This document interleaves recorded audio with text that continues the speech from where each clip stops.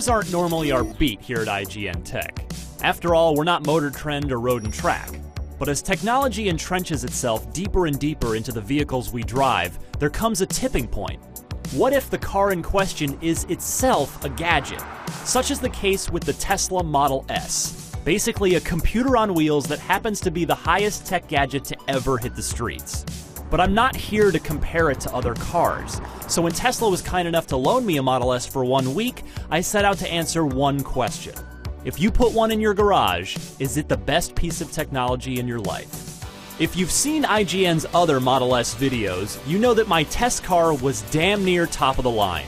A $101,820 P85, the performance edition of the car equipped with Tesla's biggest battery, an 85 kilowatt-hour monster good for 265 EPA-rated miles. It had an air suspension that I could raise when pulling into my garage, and that would automatically lower at 55 miles an hour in order to maximize aerodynamics and thus efficiency. The tech package adds turn-by-turn nav functionality along with a power rear liftgate, xenon headlights, and some other goodies. It even had rear-facing fold-down child seats in the cavernous rear cargo area, though I never used them. Side note, it also has a frunk, where the engine would go in a gas-powered car, but there's so much storage capacity already here that I never needed it. Anyway, the fun starts when the door handles, normally flush with the body in order to maximize aerodynamics once again, automatically present themselves to you when you approach the car. There hasn't been anything that cool about getting in a car since Mercedes resurrected the long-dormant gull-wing door on its AMG SLS. Inside, the minimalist interior might initially puzzle or annoy you, but that's only because you've been conditioned to a lifetime of the same old thing. Where there's supposed to be a center console is instead nothing. Just a storage space you can put your phone or a lady's purse into. The back seats are extra roomy as well, given that there's a total lack of transmission. The Model S has only forward or reverse and no actual gears, meaning that there's no hump in the floor, so someone sitting in the middle seat is suddenly much more comfortable. I found the open design of the interior to be extremely refreshing and welcome. Plus, there's a small cubby just below the massive 17-inch touchscreen console that proved to be perfect for my sunglasses and toll transponder. Just as cool, there's no ignition to get between you and your destination. When you hop in the driver's seat with the Model S-shaped key fob in your pocket, Model S senses the fob nearby as well as your butt in the seat, so all you have to do is press the brake and the car turns on. Then just put it in drive and you're off. When you've arrived, just put it in park, get out, and walk away. The car senses that the fob is gone and automatically shuts down and locks itself. Brilliant. On the road is where things really got fun. An electric car means an AC motor, which means no gas or emissions or waiting. You get 100% of the P85's 443 pound-feet of torque at 0 miles per hour, which means you are gone in an instant, and you hit 60 miles an hour in about 4.2 seconds. The feeling of your guts getting pinned into the seat by that smooth acceleration curve is not unlike riding on a high-speed roller coaster, except you get to control the part where you go whee! In fact, I've learned that Tesla owners have coined a term called the Tesla grin, used to describe the unavoidable smile passengers get when you rocket them off the line. Ask any of the other IGN editors I hit the road with, and they can attest to the validity of this phenomenon. The high-tech fun continues, though. You can leave the HD backup camera on all the time, which I did since it really helps minimize blind spots when changing lanes. The panoramic glass roof has one of the largest openings of any car in the world, and a 3G cellular data connection means Slacker radio anywhere you go and a full-on web browser for your passengers to play with while you're out and about. Meanwhile, the car is, as you'd expect from a pure electric, dead silent. I wouldn't challenge anyone's love for a throaty V8 exhaust note, but for me, the subtle lethality of the Model S is the new hotness. It's a silent killer, a ninja.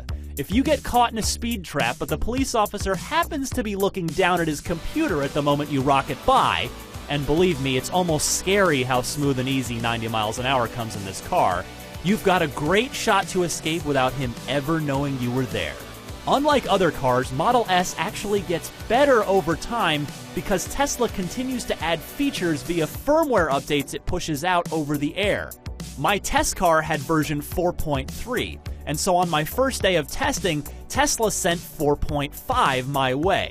An on-screen prompt allowed me to accept it now or overnight, I chose the latter, so that when I woke up and came down to the car the next morning, I suddenly found that, among other goodies and, so to speak, under-the-hood fixes, my Model S could now guide me to Tesla supercharging stations at the push of a button, and also remember public charging stations I'd already visited, adding them to the navigation system.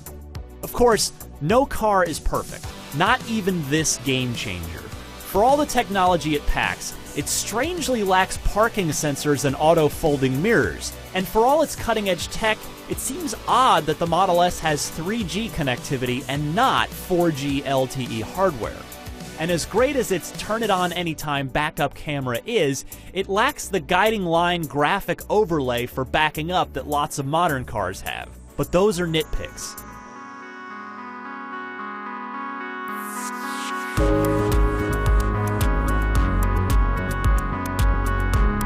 In the end, the best thing I can say about Model S is that I very quickly took it for granted.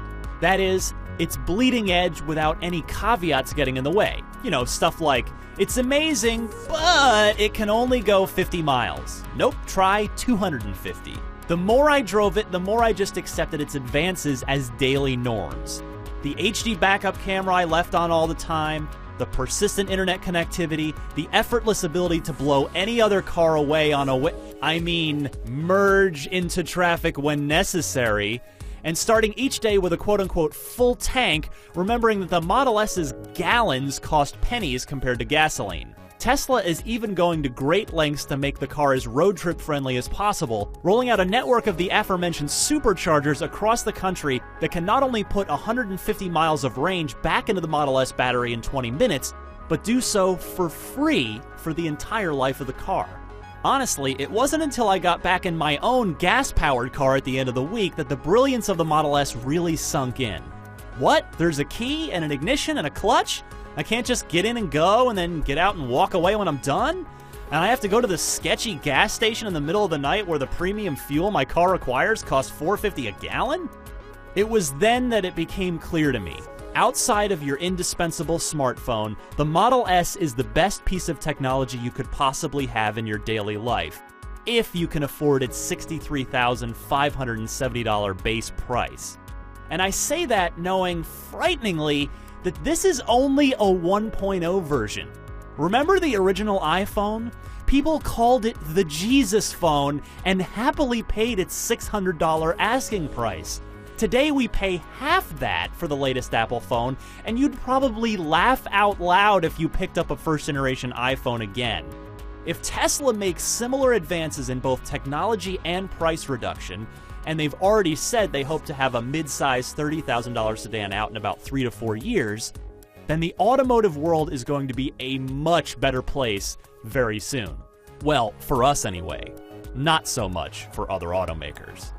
For all the latest and greatest on your favorite tech, you're already in the right place. IGN.